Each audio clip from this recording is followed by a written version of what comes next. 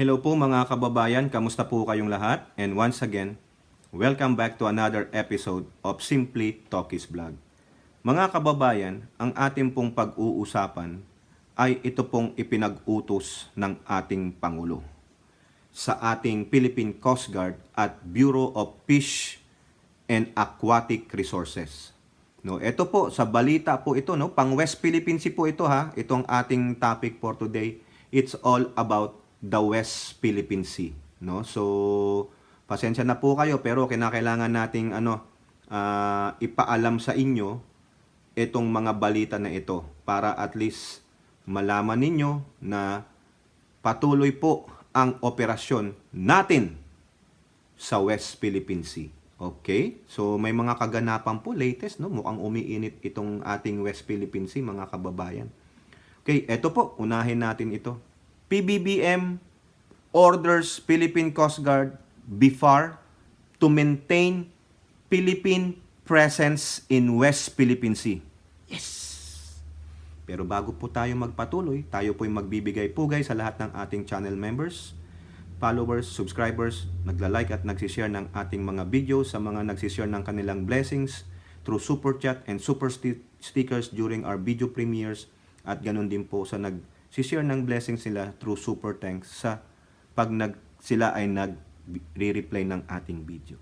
May God bless you all, at shout out po sa lahat ng ating mga warriors dyan sa comment section during our video premieres. Hindi ko na po kayo maisa-isa. Dami nyo. Alam nyo na kayo kung sino kayo. No? So ito po, no? Talagang naninindigan na ang ating Pangulo. Kasi bakit? Doon sa previous vlog natin about West Philippine Sea, mga kababayan, pinuri po siya ng US Ambassador Mary Kay Carlson tungkol dyan sa paghahandle niya sa West Philippine Sea issue. Pinuri rin siya ng pinaka-oldest industry of business na CCPI, Chamber of Commerce of the Philippine Industries, na naniniwala sila sa paninindigan ng ating Pangulo tungkol sa West Philippine Sea. Sinusuportahan po nila ang paninindigan ng Pangulo dyan sa West Philippine Sea. At ngayon, eto, kailangan ang PCG, ang BIFAR, palaging may presensya dyan sa West Philippine Sea. Kasi ang mga Chino, ang mga Chekwa, palagi pong nandyan. Mamaya, malalaman nyo anong katarantaduhan ang ginawa nila sa ating karagatan dyan sa West Philippine Sea. Antindi mga kababayan, ang daming balita sa West Philippine Sea. Ito, basahin na natin ito. President Marcos has ordered the Philippine Coast Guard and the Bureau of Aquatic Resources, Bureau of Fish, kulang naman to eh, Bureau of Fish and Aquatic Resources to maintain the country's presence in the West Philippine Sea amid China's continued presence in the Philippine waters. Walang kahihiyan talaga tong mga Chekwa na ito, no? In a Saturday News Forum in Quezon City, PCG spokesperson for West Philippine Sea, Commodore J. Tariela, said the President has ordered them to continue the deployment in Bajo de Masinloc, o yung tinatawag nating Scarborough Shoal. Diyan po yan sa Zambales, in line with the administration's Bagong Pilipinas. So dito lang mapapatunayan, mga kababayan, itong sinabi ng Pangulo. No square inch of our land na maaagaw sa atin. Quote, "We know for a fact na ang Bajo de Masinloc is a traditional fishing ground for the Filipino, particularly ang ating mga kababayan sa Zambales, sa Pangasinan, at in different parts dito sa coastal area ng Northern Luzon. Dahil dito, it is now the guidance of the President to have a rational deployment between the Philippine Coast Guard and the Bureaus of Fisheries and Aquatic Resources to maintain our presence in Bajo de Masinloc." Kasi ito po yan. Sa aking opinion lang, mga kababayan, nagalit siguro ang Pangulo. Siguro nakarating sa Pangulo napanood ng Pangulo, yung video rin na ibinigay kay Tariela nung isa nating kababayan na sila po ay hinaras ng Chinese Coast Guard. Na-i-vlog po natin yon, mga kababayan. Na-i-video ng ating kababayang mangingisda. Na yung kumatig pa sa bangka ng mga kababayan natin, yung isang Coast Guard doon, may dala silang baton. Sinabi doon may dala silang baton. At sinabi, bago kayo umalis dyan sa Baho de Masinloc, itapon nyo muna yung mga kinuha nyong shells. Biruin nyo, nandun tayo sa ating exclusive economic zone. Sila ang mga alien doon sa ating katubigan sa West Philippine Sea. Tayo ang paaalisin, tayo ang pagbabantaan ng mga baton nila. Mabuti na lang merong nag-video. 5 po silang Coast Guard, talagang lumangoy sila. Tinaboy yung ating mga magsasaka na mangingisda. Paano nangyari yon? Sinabi rin ni Tariela, walang presensya ng BIPAR o Coast Guard doon. Naiwan yung mga mangingisda natin. Kaya itong mga daga, sabi nga nila, when the cat is away, the mouse will play. Yung mga dagang mga gunggong na mga tsekwa, hinaras ang ating mga mangingisda. Kaawa-awa mga kababayan. Kung ako nga yun, sinasabi ko sa inyo kung ako yon, bakit mo hinahawakan tong bangka ko? Pag-aari ko to, hindi China nakalagay dito Sipain ko talaga. Oo, kunin ko ang bato niya, ipukpuk ko sa ulo niya. Tapos habulin nila ako. Lapit lang naman yan dyan sa Masinloc Kaya nga Baho de Masinloc Di ba? Gago Siguro naggalit ang Pangulo kaya sinabihan niya itong Coast Guard at BIPAR, continue your presence there, lalo na sa Baho de Masinloc kasi rich po yan. Ang sagana ng mga isda dyan. Kasi ating inaalagaan yan pero mamaya mabibisit kayo mga kababayan. Sinabi ni Tariela dati, nakapuslit yung mga gunggong na yan, kaya naharas ang atin. Natulog sa pansitan, nag-liberty yata itong BIPAR at PCG.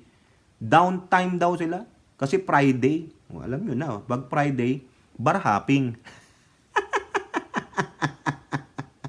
Ituloy natin.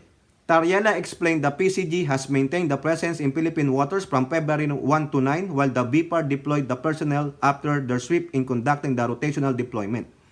He said the BIPAR has deployed its BRP Datu Tamblot or the MOOB 3005 and the Cessna Caravan the RP1077 and the Cessna 208B and its aircraft that came from Clark, Pampanga. Ayan. During BIPAR's patrol in the area, Tariela said the Chinese Coast Guard vessel 3105 shadowed BIPAR's Tamblot when it reached a distance 1 nautical mile of Baho de Masinloc. So dinikitan siya at from them on, hindi na siya binitawan. The entire presence ng BIPAR vessel dito it was consistently shadowed by Chinese Coast Guard vessel, particularly this one. Itong 3105, ang kapal ng mukha niyan. Ayan nga yung bumunggo sa atin Tariela assured the PCG and the government will maintain its presence in the West Philippine Sea. Sige, tuloy lang. Kasi bakit sinabi to ng Pangulo? Kasi itong si Xi Jinping, sinabihan din po yung kanyang Coast Guard. Pag-igtingin daw yung kanilang presensya dyan. Mga gunggong talaga no? Eto, pasok naman tayo dito sa Philippine News Agency. Ano ang sabi ni National Security Advisor Eduardo Año? Eto po. PCG, BIPAR, start rotational deployment of ships in Baho de Masinloc in accordance to that order of our President Bongbong Marcos. Yan. Diba? A regular rotational deployment of Philippine Coast Guard and Bureau of Fisheries and Aquatic Resources ships in Baho de Masinloc will take place starting this month. Ayun po yung sabi ni NSA, Security Advisor Eduardo Año. In a statement, Año said the move is part of the efforts to secure Filipino fisher pork in these waters and to help achieve the government's vision of food security, which is a pivotal element in national development under President Marcos Jr.'s Bagong Pilipinas Governance Plan. The Philippine government has taken decisive action to protect the rights and safety of Filipino fishermen in the waters of Baho de Masinloc. Correct, tama yan, di ba? Bagong Pilipinas. Bagong umaga ba, ganun. Huwag niyong iiwanan yung mga yan kasi pag tayo'y nakapuslit sila dyan, wala tayo, magagalit na talaga ang Pangulo sa inyo. Mga hinayupak yung mga yan. Di po ba? Tama, mali. Kaya huwag kayong gagago-gago Mga animals kayo Mga animals, ika nga nila. Oh, ano pa, mga kababayan, eto, isasali na natin ito. Ayan, Philippine Presidential Communications Office. Mamaya na yung juicy part. Bago kayo ma-high blood. Tawa-tawa muna tayo. Ayan po, BIFAR, yung Bureau of Fish and Aquatic Resources sends assistance to Filipino fishermen in Bajo de Masinloc despite China's threat. Ayan, talagang tatrabaho ang BIFAR. Basahin natin ito. Pagbigyan nyo na to. Even amidst the threat of Chinese maritime vessels against Filipino boats sailing in the West Philippine Sea, BIFAR has successfully provided assistance and provisions to Filipino fishermen in Bajo de Masinloc. Ang naibigay po nating vessel sa mga mangisda po ng Bajo de Masinloc, 14,000 liters of diesel fuel, 60 liters of motor oil, and other provisions we provided to 21 commercial fishing boat present in Bajo de Masinloc during their mission. Tingnan nyo, 21 commercial fishing boat. Tapos yung kasama yung Chinese. O baka may Vietnamese pa dyan. Grabe, sa yaman ng Bajo de Masinloc sa isda. Grabe naman pala. Mga kababayan, no? Antindi.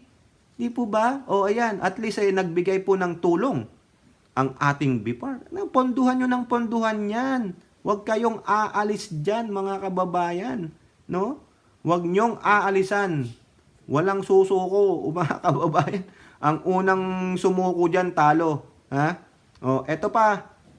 Presidential Communication, sama natin lahat ito. Philippine Coast Guard, PH, continues to experience dangerous maneuvers from Chinese vessels. Ayan, baka si Tariela na naman ito magre-report na to kasi siya ang spokesperson ng West Philippine Sea. Ayan. The Philippine government continues to experience dangerous maritime maneuvers from Chinese vessels in the West Philippine Sea as it did not stop with the deployment of its Coast Guard and militia boats even in the presence of Philippine maritime assets. Philippine Coast Guard spokesperson for West Philippine Sea, J. Tariela, told reporters in a news forum in Quezon City on Saturday that they have monitored 4 Chinese Coast Guard vessels and People's Liberation Army Navy vessels. 5. Tariela said the vessels identified as CCG 3063 and 3064 had been deployed in the area to make sure that the southeast entrance of Bajo de Masinloc is well guarded by putting floating barriers every time they monitored Philippine vessels nearby. Di ang gawin nyo, putulin nyo ulit. He added that they monitored CCG 3302 and 3105, carrying out dangerous maneuvers to prevent the BIFAR and PCG vessels from getting near Bajo de Masinloc. These are the 4 Chinese maritime militia that we also documented who actively participated in blocking and also carrying out dangerous maneuver to prevent the BIFAR vessels in getting close sa Bajo de Masinloc. Ay, nakakaasar talaga mga kababayan, no? Visit na visit. Ito pa. We experience, of course, dangerous maneuver and then shadowing not just from the PLA Navy but even from the Chinese Coast Guard and also the Chinese Maritime Militia. There is also a participation from the Chinese Maritime Militia. Ayan, ina talaga, no? Talagang gusto nilang kamkamin ang Bajo de Masinloc. Hindi pwede, mga kababayan. Atin yan. Kaya tama lang ang Pangulo, bantayan nyo yan. Walang alisan dyan. Matira matibay. No? Eto pa, sa ulat po ng PTV, mga kababayan. Mga 5 minutes. BIFAR, sumagot sa radio challenge ng Chinese Navy habang magsasagawa ng aerial patrol sa Bajo de Masinloc. Eto, juicy to, mga kababayan. Juicy. Panoorin po natin. Salamat po sa PTV. Nagsagawa ng aerial patrol ang Bureau of Fisheries and Aquatic Resources sa Bajo de Masinloc. Kuha tayo ng update mula kay Patrick De Jesus live. Patrick?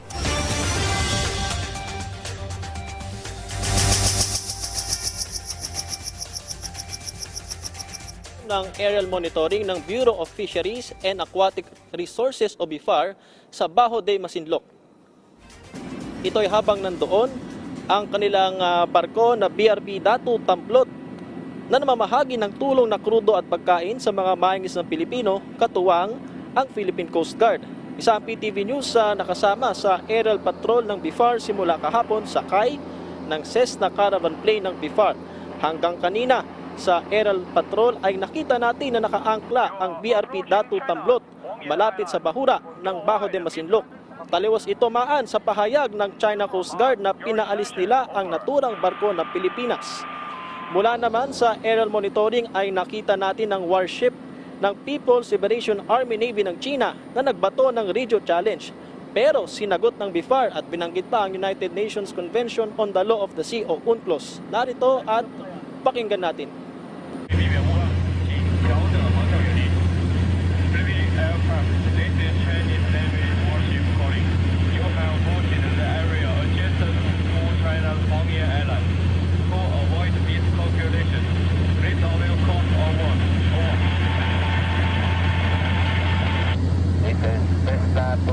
Bravo RP-1077, a Bureau of Fisheries and Aquatic Resources aircraft of the Philippine government conducting a local maritime patrol within the exclusive economic zone of the Republic of the Philippines.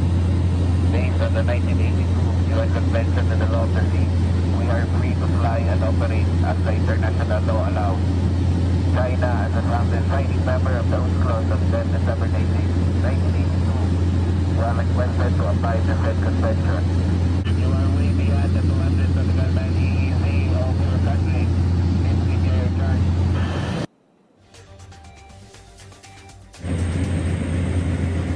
Napansin din natin sa aerial monitoring ang floating barrier na inilagay ng China sa southeast entrance ng Bajo de Masinloc na nakakabit at gwardyado ng mga rigid ng CCG at Chinese Maritime Militia vessels. Simula kahapon, 3 beses sa lumipad ang Cessna Caravan plane ng BIFAR mula rito sa Pampanga at nag-aerial patrol. Sa kabuuan, isang PLA Navy ship ang nakita, 4 na barko ng China Coast Guard at 4 na Chinese Maritime Militia vessel. Sa ngayon ay patuloy na namamahagi ng tulong ang BRP Datu Tamblot malapit sa Bajo de Masinloc kung saan umabot na sa 20 Filipino mother boats ang nabigyan ng krudo at pagkain. Well, I think the main objective of the Chinese government, why they are doing this kind of false narrative, is they want to tell their own public audience that they are carrying out their own actions to prevent the Philippine government vessels in patrolling Bajo de Masinloc. That's the only reason. They want to tell their own public audience that the Philippine government is no longer patrolling our waters in Bajo de Masinloc and that they are doing whatever actions to prevent us from patrolling these waters.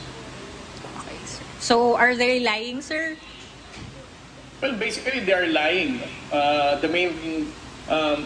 main basis of our statement now that we are the ones having this factual narrative is that you are actually our evidence. No?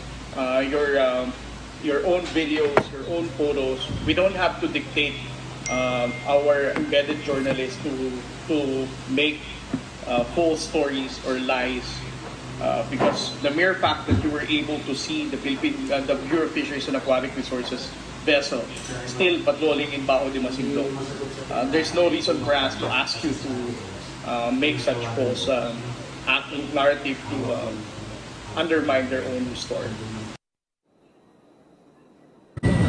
Simula nga ngayong buwan ay nagkaroon ng direktiba ang National Security Council na salitang magpatrolya ang BIFAR at PCG sa Bajo de Masinloc. Noong nakaraang linggo, ang nakadeploy sa Scarborough Shoal ay ang isa sa pinakamalaking barko ng PCG, yung 97 meters na BRP Teresa Magmanwa, na nakaranas din ng panggigipit mula sa mga barko ng China. At tamaan, dahil nga sa ating nakita kanina na nandoon pa rin ang BRP Datu Tamblot, nagpapakita lamang ito na hindi totoo yung naging statement ng China na naitaboy nila yung barko ng Pilipinas. Maan.